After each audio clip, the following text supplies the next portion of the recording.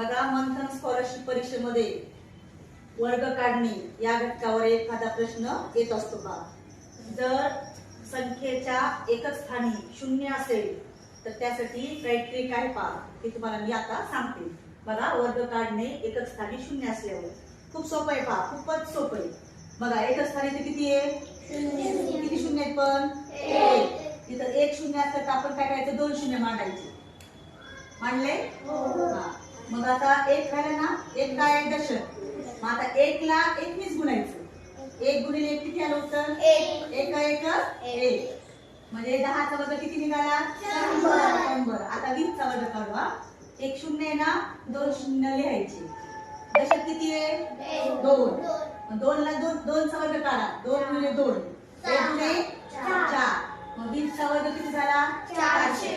असंच करत राहायचा. आता हे 2 शून्य. 3 चा वर्ग 3 3 9.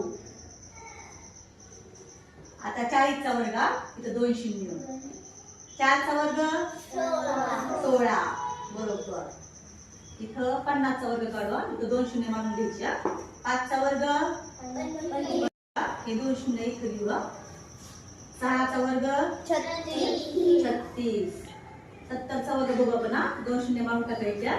आणि दशकला कोणता अंक आहे? 7. 7 7 49 असं. आता 80 चा वर्ग लिहू आपण. 2 शून्य मागायचे बरं का.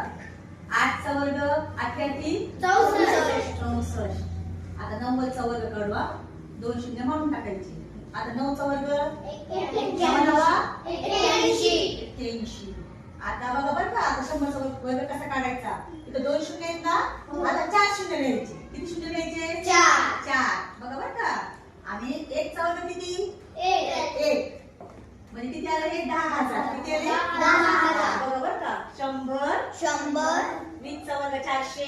30 चा वर्ग 900. 40 चा 1600 किंवा आपल्याला 1600 सुद्धा म्हणू शकतो. 1600, 2500, 3600, 4900, 6400, 8100 आणि 10,000 किंवा याला आपण सुद्धा म्हणू शकतो. 6400, 8100, इथं 2500, 1600, 3600, 4900. तुम्हाला ट्रिक आवडली का? असं कधी करायचं? एकच स्थानी शून्य असल्यावर. एकच स्थानी किती असल्यावर? शून्य.